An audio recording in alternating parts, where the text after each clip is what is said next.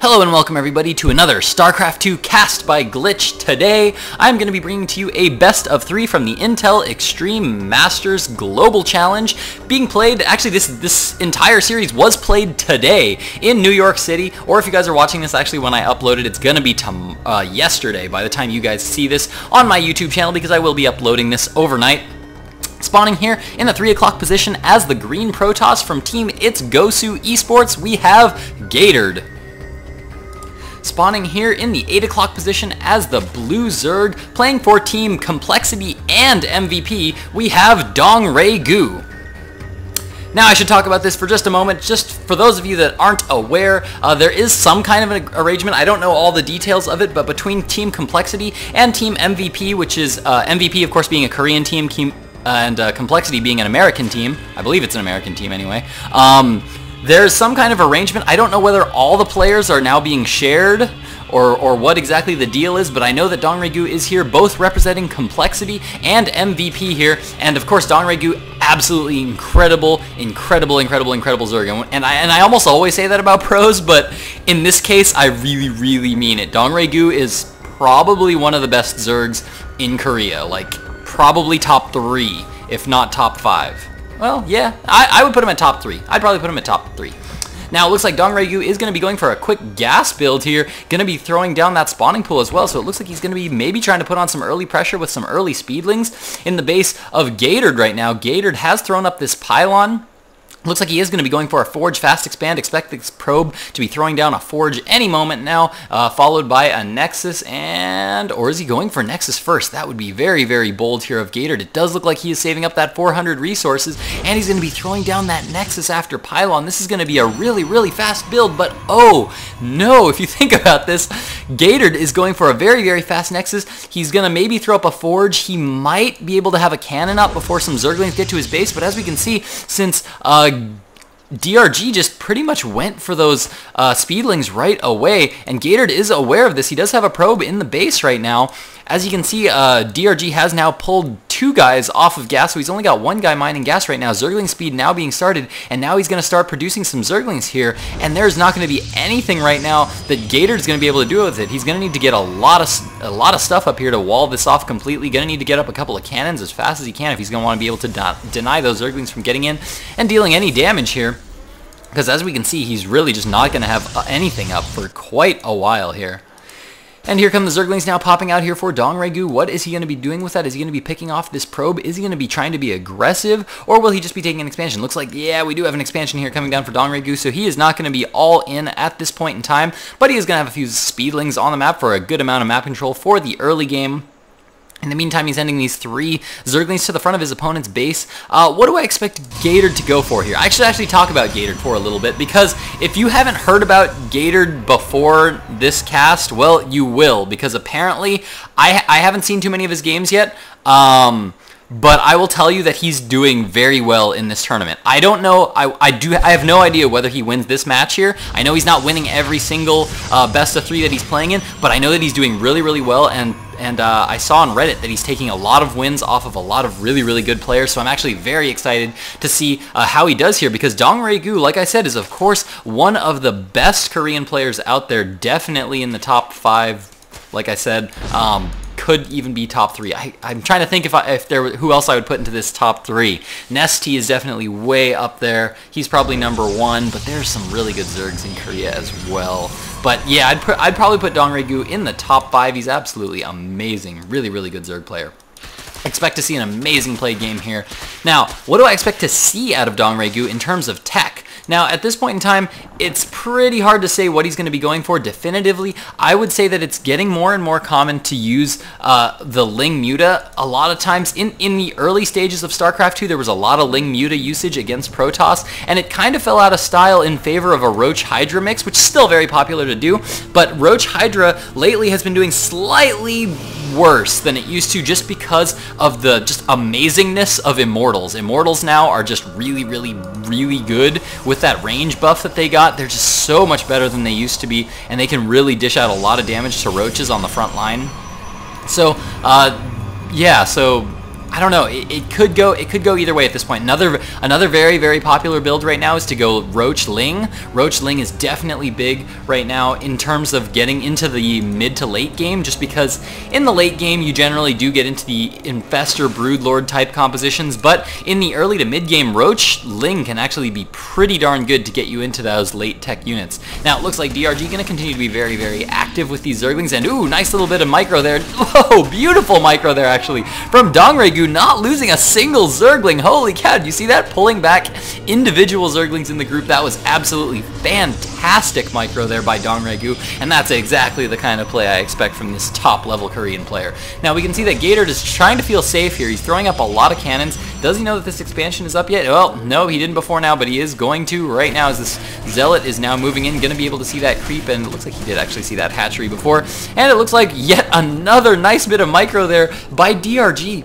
as he's able to take out one Zealot with 4 Zerglings and not lose a single Zergling. That is really impressive there by Dongregu, really saving every single one of his units. Check that out. This entire game, all he's lost is 25 resources worth of units. That is 1 Zergling to his opponent's almost 300 that he has lost already. And it looks like Gatored continuing to get pretty strong though. He's now has Stargate tech up. We do now have a Void Ray on the way, and now pylons being placed all around the edge of the map. Absolutely love that pylon placement there from Gatored. And getting up a few more gateways at this point in time. His Cybernetics Core is researching that Warp Gate tech.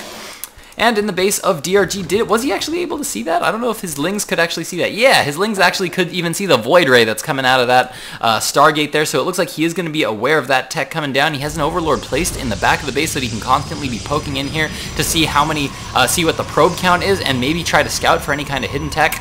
At this point in time, there can't be a whole lot of hidden tech that he could be going for, as he did see that Stargate tech up pretty early. There's not a whole lot else you can have if you're going to have a Stargate and you're going to be producing units out of it, especially Void Rays, which are very expensive units. And man, I'm getting some lag on. I don't know why I've been getting so much lag lately. I need to get some more RAM for my computer. That is what I need to do, because I don't know, it's been lagging so much lately. I've been getting so much lag in my videos. Now there is an infestation pit just now popping down here for Dongregu. I expect he's going to be getting that pathogen glands very soon. Yep, looks like we are going to be seeing a Ling Infestor style here out of Dongregu. This is another style that's become very popular for Zerg players lately. It's been very heavily popularized by Destiny. Destiny is of course pretty much famous for his heavy use of infestors and lots of well-upgraded speedlings to get him there. At this point in time, we don't have any actual speedling upgrades right now coming out for these Zerglings. Right now, just Zerg missile attacks level 2 actually being researched, so it looks like he is going to be going for maybe some Roach or Hydra tech here in the late game. And man, I'm still getting some lag. You know what? I'm restarting my computer. After this cast, I'm going to restart my computer, and I'm going to do games 2 and 3 after I've restarted this thing. So just bear with me on game 1. Let's get through game 1, and then I promise I'll restart my computer and the lag will go away. Anyway, Dongregu still continuing to be very active with these Lings, constantly moving them around the maps. Creep spread, very nice here from Dongregu, starting to stretch out a little bit. It looks like he's only had 1 creep tumor out this entire time, but now he's just heavily pumping those Lings, trying to keep those minerals nice and low. Has he taken down the destructible rocks? No, but there is a Void Ray that is coming down by this destructible rocks here. Gonna start to poke away, see what kind of damage it can do, but I don't think there's gonna be a whole lot. This is actually a very late Void Ray harass.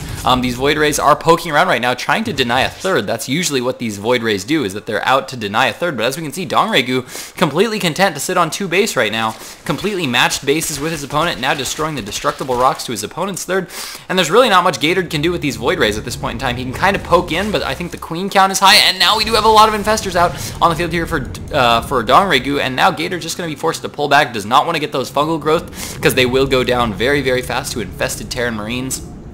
And now Dongregu just going to continue to macro up more and more Zerglings, get a lot of good infestors out, and this Zerg missile attacks, I think the main purpose that he's going for those missile attacks is going to be, he's going to be relying very heavily on infested Terran Marines for damage. These infestors, once they throw down those infested Terran Marines, then they do actually get that damage bonus from that Zerg missile attacks upgrade. So I think that's exactly what Dongregu is going to be going for here. Now he is going to be burrowing a lot of infestors here, might be going to his opponent's base and just dropping a whole lot of infestors down here behind this line while Zerglings attack at the front. He can drop a lot of infested Terrans there behind these cannons and focus down those cannons from the back. Looks like these Zerglings still continuing to take down these destructible rocks, and GLiTCHStarCraft still looking to expand at this point in time. Looks like he is now getting ready for a big attack here. All these Zerglings are now moving in, and all the Lings are moving in, getting trapped by the force fields. I don't think GLiTCHStarCraft is aware that there are all these infested Terrans and all these infestors down under the ground, and we see so many infested Terran Marines now coming out here for DongRegu. They are all spawning and doing so much damage. It's actually very, very hard to tell at this point who is ahead in this fight, but it looks like I think DRG is actually going to come up in this fight. No, he's not. Nope. Nope, apparently Zealots are just really, really good, because those Zealots are still alive, and man, look at how low all these Zealots are. That was actually really good there by GLiTCHStarCraft. Look at all that blood that was left over. Good lord, DongRegu just got slaughtered in that engagement, but he did manage to keep most of his infestors alive. I think he only actually lost one infestor in that engagement, which is very, very good. Zerglings are definitely very, very expendable, and now DongRegu just going to keep poking in here and guarantee that this, or deny this little third base here for as long as he possibly can. But in the base of GLiTCHStarCraft right now, we actually do have a lot of gateways up right now. We do have Colossi on the way. Somewhere around here we've got, there we go, there's a robotics facility on the way. Extended Thermal Lance is currently being researched, and we have a Twilight Council on the way as well. That's kind of a late Twilight Council, and there we go. The Void Rays finally doing their job of denying a third base, and yes, they have now forced a cancel. The Infestors now moving in, and did they get him? Yes, they did manage to fungal growth those Void Rays, and it looks like he managed to even get the Phoenixes as well. It looks like he's going to be dropping down some infested Terran Marines to try to take these out, and it looks like a little bit of miscontrol there from GLiTCHStarCraft, as GLiTCHStarCraft loses both of those Void Rays despite the fungal growth wearing off, and he did have the option. But in the meantime, there are some Zerglings here trying to deny this third base from going down for as long as possible. Nice little hold position there by GLiTCHStarCraft as he's able to just stay back and let that Colossus deal some damage. DongRegu now forced to pull out of there as fast as humanly possible. Or as fast as Zergally possible? Is Zergally an adverb? If it isn't, I'm inventing it right now. I'm calling it. That's a new word. It's a new word, Zergally. As opposed to Protossally or Terranally. I guess Terrans can be humanly. I should get back to this StarCraft game. Now, we do have a big roach filling composition here coming out for DongRegu as he's moving across the map, creep spread, connecting a base, making a nice little creep highway going right to his opponent's base. And look at that, just stopping right on the edge of the creep, because that is, of course, where he has his advantage, is when he is on creep. And it looks like he's going to be sending in these infestors around the back to try to do a little bit of fungal, or not fungal growthing, but infested Terran Marines, infested Terran Marining. I'm inventing all kinds of my own words today. They're all real words, I promise. I swear to God, they all are. Now, in the meantime, he's poking in the front here, but there are a couple of Colossi that are going to be able to deny a lot of damage from being done here by all these units here by DongRegu. DongRegu just going to be trying to poke in here. Might be able to pick up that Colossus. Looks like he's going to be coming in there trying to focus on that Colossus, but so many Zerglings are going down right now. DongRegu kind of miscontrolling that. I think he actually lost a lot of Zerglings in that little exchange. Yeah, as we can see, the on the units lost tab, he's starting to get way up there in the resources lost. We do have some infested Terrans going down here, but nice fungal growths denying those things from dealing too much damage, and it looks like GLiTCHStarCraft is actually able to hold at this point in time. He is now ahead in the food count, and this death ball is getting darn scary looking. In the base of GLiTCHStarCraft right now, we do have +2 ground weapons being upgraded as he does move out right now. He is moving out. That is on the way. Blink just now finishing up. More Colossi are on the way. We now have Corruptors coming out here for DongRegu. But are they going to be too little too late here? It looks like he's going to be going for a bit of a counterattack here, denying cutting off all these reinforcements here from GLiTCHStarCraft. Looks like those Stalkers are going to be completely denied from dealing any damage, but GLiTCHStarCraft is now poking in here to this gold expansion, going to be able to take out this gold expansion very soon as DRG takes his 4th expansion. Looks like he hasn't been mining on this too far. Hasn't even started mining gas yet, but all the forces of DRG going down so fast, and since I actually kind of missed that fight, I'm actually going to go back and rewatch that fight to see exactly what went on in that fight, as there are a few Corruptors out here on the field, but they're kind of left out there to dry at the moment. All the Stalkers are focusing down those. There's a little bit of miscontrol there by DRG. Needs to pull those Corruptors back, needs those Corruptors alive as long as he can. There are 4 Colossi currently on the field, and here go the Roaches. More miscontrols there from DRG as some of the Roaches go and start attacking on their own. Fungal growths going down on all the units here. Nice force fields going down, though, denying a lot of these Roaches from dealing any damage. He is trying to burrow and get under those force fields. Lots of infested Terran Marines going down as well, trying to focus this down, but these Colossi are doing so much damage, and DRG GG's out of game 1. That means GLiTCHStarCraft was actually able to take 1 win off of DRG. We're gonna have to see if DRG can come back from that here in game 2, so stick with me right after I restart my computer so I can get rid of some of this horrible lag that I'm seeing. Stay with me, guys, I promise. Lagless game 2 right now.